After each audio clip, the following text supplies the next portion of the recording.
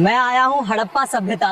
मैं आपको दिखाऊंगा कि यहाँ के लोग कैसे रहते थे, यहाँ के बाजार कैसे होते हैं और यहाँ के लोग कैसे काम करते थे। तो वीडियो को पूरा देखें और चैनल को सब्सक्राइब कर लीजिए।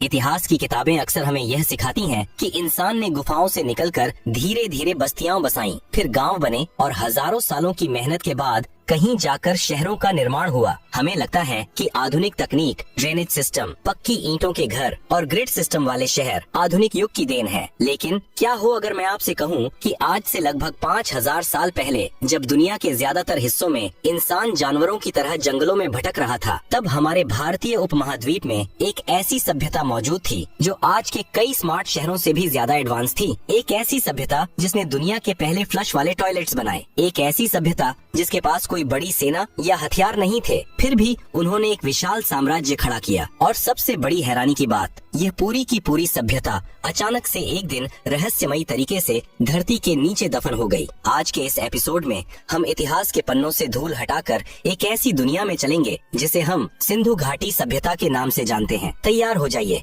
एक टाइम ट्रेवल के लिए। दोस्तों, इस महान सभ्यता की खोज की कहानी किसी हॉलीवुड सस्पेंस थ्रिलर से कम नहीं है। कहानी शुरू होती है साल 1856 में। भारत पर अंग्रेजों का राज्य था और वो अपने व्यापार को बढ़ाने के लिए लाहौर से कराची के बीच एक रेलवे लाइन बिछाने का काम कर रहे थे। इस काम की जिम्मेदारी दो ब्रिटिश इंजीनियर भाइयों जॉन ब्रंटन और विलियम ब्रंटन को दी गई थी। रेलवे ट्रैक बिछाने के लिए उन्हें पटरियों के नीचे डालने के लिए मजबूत पत्थरों की बहुत ज्यादा जरूरत थी। आसपास कोई पहाड़ नहीं था और पत्थर बाहर से मंगाना बहुत महंगा पड़ रहा था। तभी आसपास के गांव वालों ने ब्रंटन भाइयों को बताया कि पास ही में एक पुराना खंडहर है जहां से उन्हें पकी हुई मिट्टी की ईंटें मिल सकती हैं। अंग्रेज इंजीनियरों ने जब उस जगह की खुदाई करवाई तो उनकी आंखें फटी की फटी रह गईं। जमीन के नीचे से लाखों की तादाद में पकी हुई एक ही साइज की मजबूत ईंटें निकल रही थीं। अंग्रेजों ने बिना कुछ सोचे समझे उन ईंटों का इस्तेमाल अपनी 150 किलोमीटर लंबी रेलवे लाइन बिछाने में कर लिया। उन्हें इस बात का जरा भी अंदाजा नहीं था कि उन्होंने अनजाने में दुनिया की सबसे प्राचीन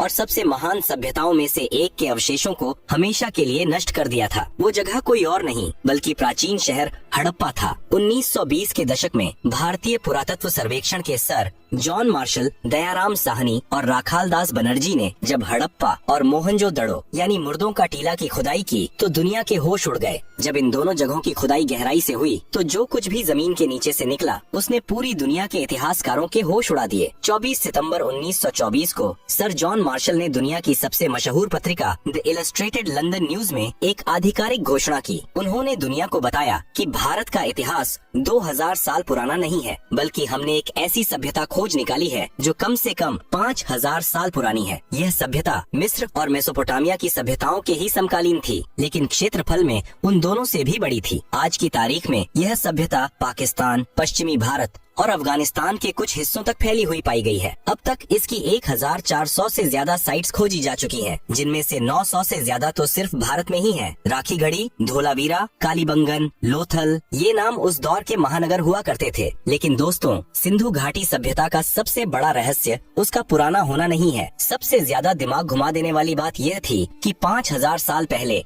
इन लोगों ने जो शहर बनाए थे उनका डिजाइन और उनकी इंजीनियरिंग इतनी आधुनिक थी जिसे देखकर आज के सिविल इंजीनियर्स भी दांतों तले उंगली दबा लेते हैं। आखिर कैसा था उन लोगों का रहन सहन? उनके शहरों में ऐसा क्या था जो आज के भारत के कई शहरों में भी ठीक से नहीं मिलता? आपके सामने एक ऐसा शहर है जिसे ग्रिड सिस्टम पर बसाया गया है, यानी शहर की मुख्य सड़कें बिल्कुल सीधी हैं और एक दूसरे को एकदम 90 डिग्री पर काटती है। बिल्कुल आज के न्यूयॉर्क या भारत के चंडीगढ़ शहर की तरह हवा के बहाव को ध्यान में रखकर गलियां ऐसे बनाई गई हैं कि शहर अपने आप साफ हो जाए। इसे कहते हैं असली स्मार्ट सिटी। दोस्तों, सिंधु घाटी सभ्यता की सबसे हैरान करने वाली बात थी उनका अर्बन प्लानिंग यानी शहरीकरण। उस दौर में मिस्र और मेसोपोटामिया जैसी सभ्यताएं भी मौजूद थीं, लेकिन वो लोग ज्यादातर धूप में सुखाई गई कच्ची ईंटों का इस्तेमाल करते थे। इसके उलट हड़प्पा और मोहनजोदड़ो के लोगों ने भट्टियों में पकी हुई मजबूत पक्की ईंटों का इस्तेमाल किया। और सबसे बड़ा चमत्कार सुनिए, आप इस सभ्यता के किसी भी शहर में चले जाइए, चाहे वो गुजरात का लोथल हो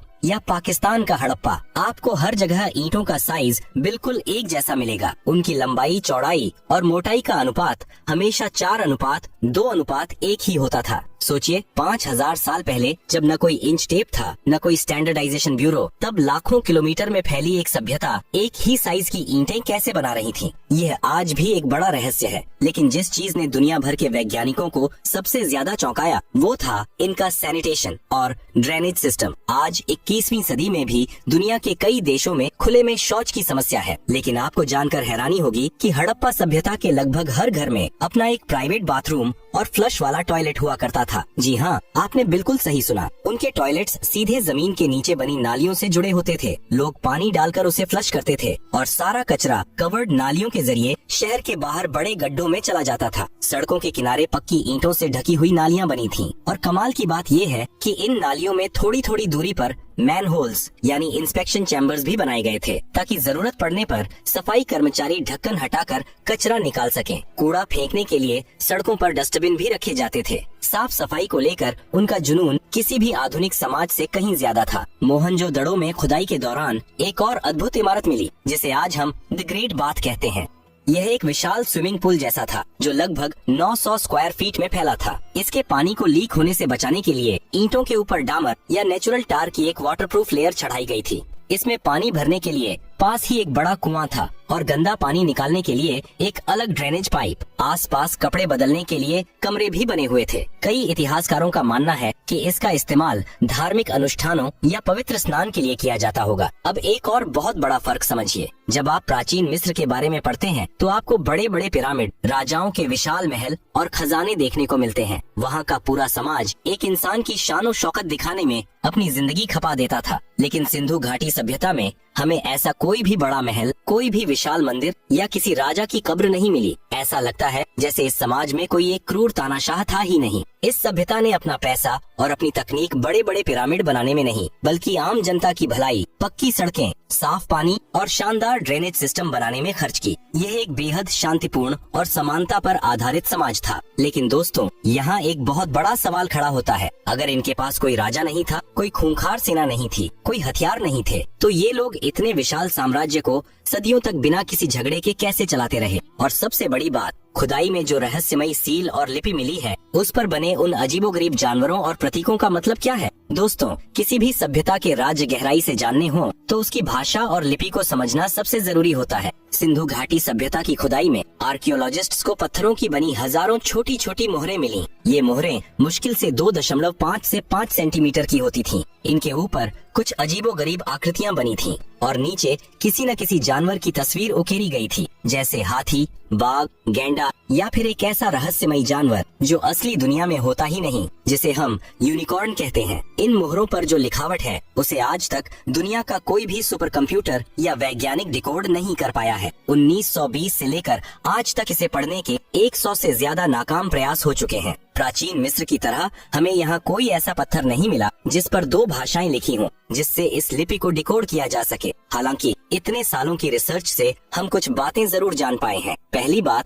हम जैसे हिंदी बाएं से दाएं लिखते हैं, वैसे ये लोग नहीं लिखते थे। सिंधु घाटी के लोग दाएं से बाएं लिखते थे, बिल्कुल आज की अरबी या उर्दू भाषा की तरह। यह हमें कैसे पता चला? क्योंकि जब आप इन सील्स को ध्यान से देखेंगे तो दाईं तरफ अक्षरों के बीच अच्छी खासी जगह है, लेकिन बाईं तरफ आते आते अक्षर एक दूसरे में सिकुड़ गए हैं। बिल्कुल वैसे ही जैसे हमारी कॉपी का पेज खत्म होने वाला होता है तो हम शब्दों को चिपका कर लिख देते हैं। दूसरी बात, इनकी लिपि में कुल मिलाकर 400 से ज्यादा अलग अलग चिन्ह पाए गए हैं। इसका मतलब है कि यह कोई वर्णमाला जैसी भाषा नहीं थी जिसमें 26 अक्षर हों, बल्कि यह एक ऐसी लिपि थी जहां एक पूरा प्रतीक किसी एक शब्द या एक आवाज को दर्शाता था। अब सवाल यह है कि अगर वहाँ कोई राजा नहीं था, कोई सेना नहीं थी, तो यह समाज चलता कैसे था? इसका जवाब है व्यापार। सिंधु घाटी के लोग जन्मजात व्यापारी थे। ये जो मोहरें हमें मिली हैं, ये असल में उनका ट्रेडमार्क या ठप्पा हुआ करती थी। जब वो अपना सामान बोरियों में पैक करते थे तो उस पर गीली मिट्टी लगाकर अपनी मुहर से ठप्पा मार देते थे,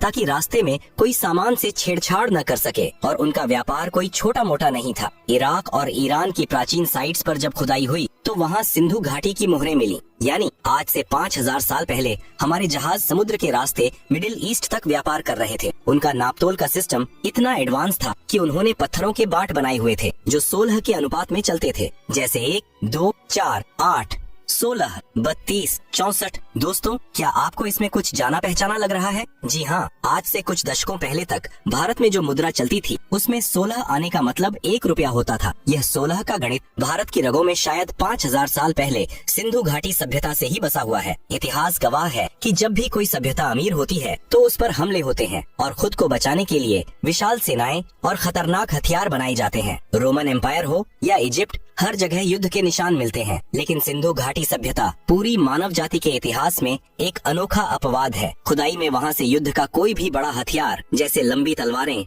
ढाल या कवच नहीं मिला है। वहाँ बस खेती और शिकार के साधारण औजार मिले हैं। इतिहासकारों का मानना है कि इसके 2 कारण थे, एक तो प्राकृतिक सुरक्षा और दूसरा संसाधनों की प्रचुरता। जब सबके पास खाने पीने और रहने को भरपूर है तो कोई लड़ाई क्यों करेगा। यह इतिहास की शायद सबसे शांतिपूर्ण सभ्यता थी। भले ही वहाँ कोई मंदिर नहीं था, लेकिन उनकी अपनी धार्मिक मान्यताएं जरूर थीं। खुदाई में एक बेहद खास मुहर मिली है जिसे सील 420 कहा जाता है। इस पर सींगों वाला एक मुकुट पहने हुए एक व्यक्ति योग मुद्रा में बैठा है। उसके चारों तरफ हाथी, बाघ, गैंडा और भैंसा जैसे जानवर हैं। सर जॉन मार्शल ने जब इसे देखा तो उन्होंने इसे प्रोटो शिवा या पशुपतिनाथ का नाम दिया। पशुपति यानी पशुओं के देवता, जो कि हिंदू धर्म में भगवान शिव का ही एक रूप माने जाते हैं। हालांकि कुछ पश्चिमी इतिहासकार इस पर बहस करते हैं, लेकिन इस बात से इनकार नहीं किया जा सकता कि भारतीय संस्कृति की बहुत सी जड़ें इसी सभ्यता से जुड़ी हैं। दोस्तों, एक ऐसी सभ्यता जो इतनी ज्यादा एडवांस थी, जिसके पास पक्के घर, फ्लश टॉयलेट्स, शानदार ड्रेनेज सिस्टम और इंटरनेशनल व्यापार था, जो बिना किसी युद्ध और मार काट के हजारों सालों तक शांति से फली फूली। आखिर उस सभ्यता को किसकी नजर लग गई? क्यों एक दिन अचानक ये आलीशान शहर वीरान हो गए? क्या कोई भयानक बीमारी आई थी? क्या जलवायु परिवर्तन ने सब कुछ तबाह कर दिया, या फिर किसी ने बाहर से हमला किया था? दोस्तों, कहानी के इस अंतिम पड़ाव में आपका स्वागत है। इतिहास का एक कड़वा सच है, जो भी चीज अपने चरम पर पहुंचती है उसका पतन भी जरूर होता है। रोमन एम्पायर से लेकर माया सभ्यता तक सब मिट गए, लेकिन सिंधु घाटी सभ्यता का पतन इतिहास के सबसे बड़े और खौफनाक रहस्यों में से एक है। साल 1900 ईसा पूर्व के आसपास कुछ ऐसा हुआ जिसने इस महान सभ्यता की नींव हिलाकर रख दी। आर्कियोलॉजिकल सबूत बताते हैं कि अचानक से इन शहरों का प्रशासन पूरी तरह से ढह गया। जिन सड़कों पर कभी तिनका नहीं मिलता था, वहाँ कूड़े के ढेर लगने लगे, ड्रेनेज सिस्टम ब्लॉक हो गए और गंदा पानी सड़कों पर बहने लगा। जिस ग्रेट बाथ को पवित्र माना जाता था, लोग उसी में कचरा फेंकने लगे। ईंटों का वो 4:2:1 का परफेक्ट रेशियो गायब हो गया और लोग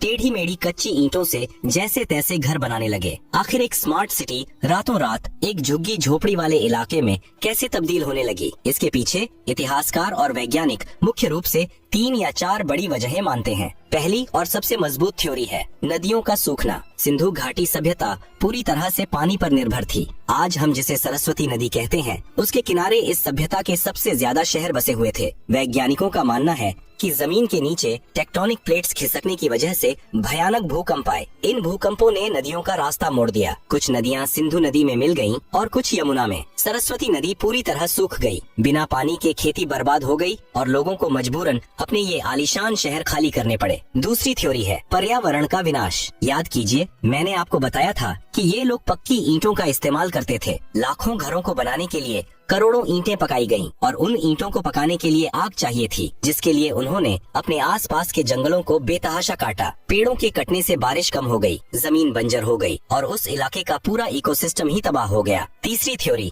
भयंकर महामारियां। दोस्तों, घनी आबादी वाले शहरों का एक बड़ा नुकसान यह होता है कि वहाँ बीमारियां बहुत तेजी से फैलती हैं। आर्कियोलॉजिस्ट्स को हड़प्पा और मोहनजोदड़ो से जो कंकाल मिले हैं, जब उनका मेडिकल टेस्ट किया गया तो उनमें कुष्ठ रोग, टीबी और मलेरिया जैसी खतरनाक बीमारियों के लक्षण मिले। हो सकता है कि किसी बड़ी महामारी ने इनकी ज्यादातर आबादी को एक झटके में खत्म कर दिया हो, बिल्कुल वैसे ही जैसे हाल ही में कोविड ने तबाही मचाई थी। चौथी और सबसे विवादित थ्योरी, आर्यन इन्वेजन थ्योरी। सालों तक पश्चिमी इतिहासकारों ने हमें यह पट्टी पढ़ाई कि इस सभ्यता का अंत आर्यों के आक्रमण की वजह से हुआ। उनका कहना था कि मध्य एशिया से गोरे रंग के आर्यन लोग घोड़ों और रथों पर सवार होकर आए और उन्होंने सिंधु घाटी के काले लोगों को मार काट कर उनकी सभ्यता नष्ट कर दी। लेकिन दोस्तों, आज के आधुनिक विज्ञान और रिसर्च ने इस थ्योरी की धज्जियां उड़ा दी हैं। यह थ्योरी अंग्रेजों ने अपनी औपनिवेशिक मानसिकता के तहत घड़ी थी। अंग्रेज यह मानने को तैयार ही नहीं थे कि जब यूरोप के लोग जंगलों में रह रहे थे तब भारत के काले सांवले लोग इतने एडवांस शहर कैसे बना सकते हैं। इसलिए उन्होंने कह दिया कि यह ज्ञान भी बाहर से गोरे लोगों ने ही ला कर दिया होगा,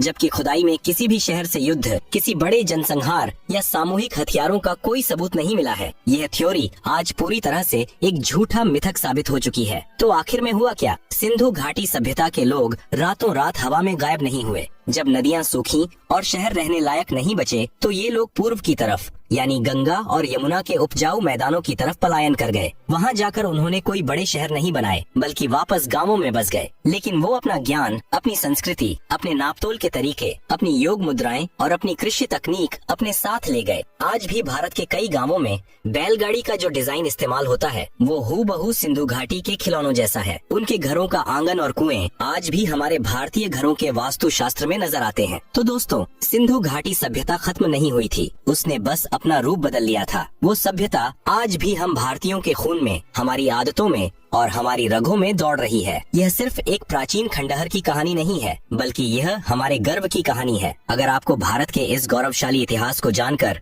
रोमांच महसूस हुआ हो तो इस वीडियो को अपने दोस्तों और परिवार के साथ शेयर जरूर करें ताकि हर भारतीय को अपनी जड़ों का पता चल सके। आपको इन चारों थ्योरीज में से कौन सी थ्योरी सबसे ज्यादा सही लगती है मुझे कमेंट्स में जरूर बताएं। चैनल को सब्सक्राइब करना न भूलें ताकि हम ऐसे ही इतिहास के पन्नों से आपके लिए अनसुनी कहानियाँ लाते रहें। तब तक के लिए हमेशा कुछ नया सीखते रहिए और अपनी जिज्ञासा को जिंदा रखिए। जय हिंद।